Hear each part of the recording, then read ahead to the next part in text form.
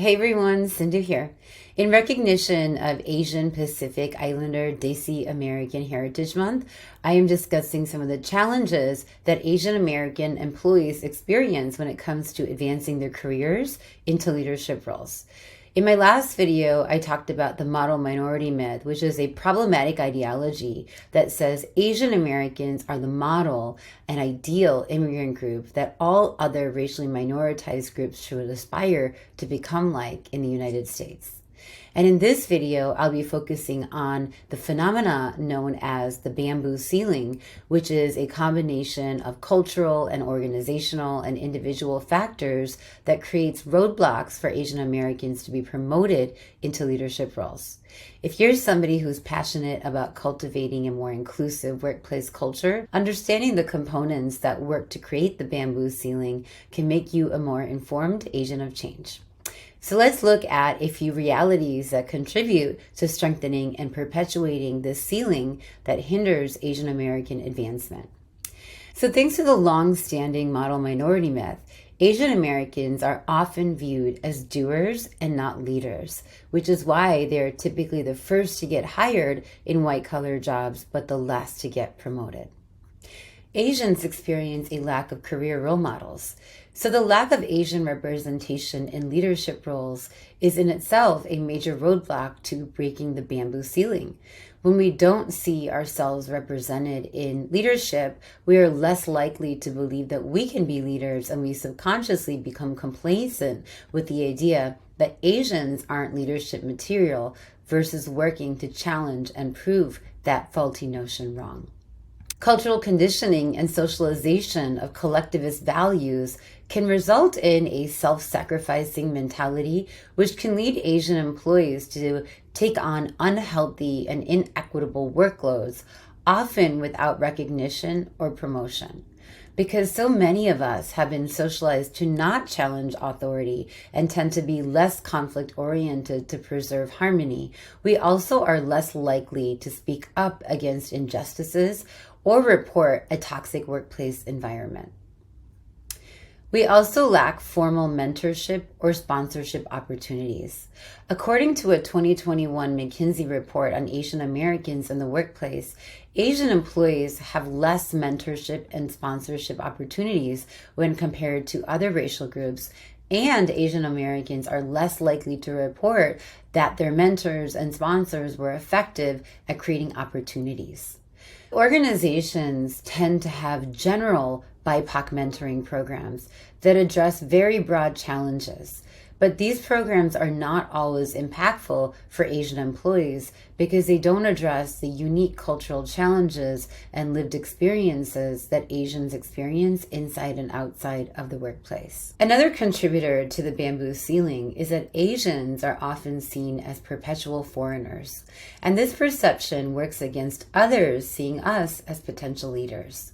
So even though Asians have been a part of the larger U.S. landscape for a very long time, in specificity, the first Asians immigrated from the Philippines in the late 1500s, there was legislation passed in 1924 that banned immigration, naturalization, and citizenship of Asians for more than 3 decades. So this created biases that prevented others to see Asians as Americans, and on some level, this bias continues to persist today. Because the majority of Asians in the U.S. are foreign-born, some speak English with accents and experience linguistic discrimination, which strengthens the faulty notion that Asians are not American. And sometimes, in order to resist this perpetual foreigner stereotype, Asian Americans hesitate to bring their authentic selves to work, and sometimes cover aspects of their identities and assimilate to white dominant norms of our workplaces, which negatively impacts a sense of inclusion and belonging.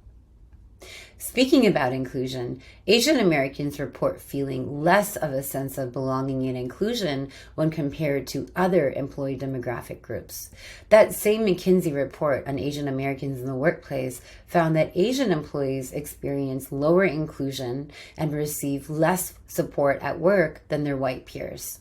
This study also found that Asian employees feel less able to show up as their true, authentic selves at work. So we have the model minority stereotype, which makes it easy to assume that Asian Americans are already doing well in their lives inside and outside of the workplace. We also have the overrepresentation of Asian Americans at entry levels. For example, Asian Americans represent 13% of entry level employees when they just represent 7% of the population. We also have to deal with the myth of the Asian monolith, which makes it easy to think that targeted support and detailed data about Asian American experiences in the workplace are just not necessary.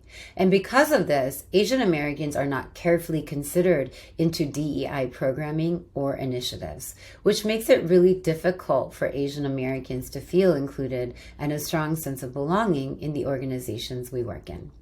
So all of the things I discussed work simultaneously to create the bamboo ceiling.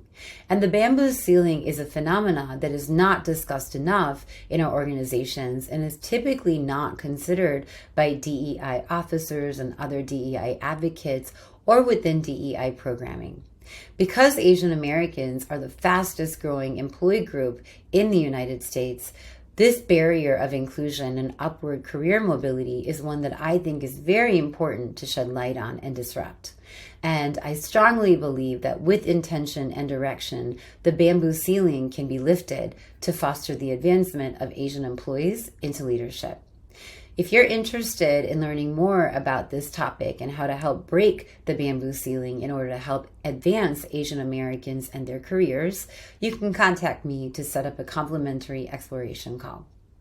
As I wrap, I want to wish you all a happy APITA Heritage Month and emphasize that it is so important to support the growth and the success of Asian American people and employees in your organizations all year long, not just in the month of May.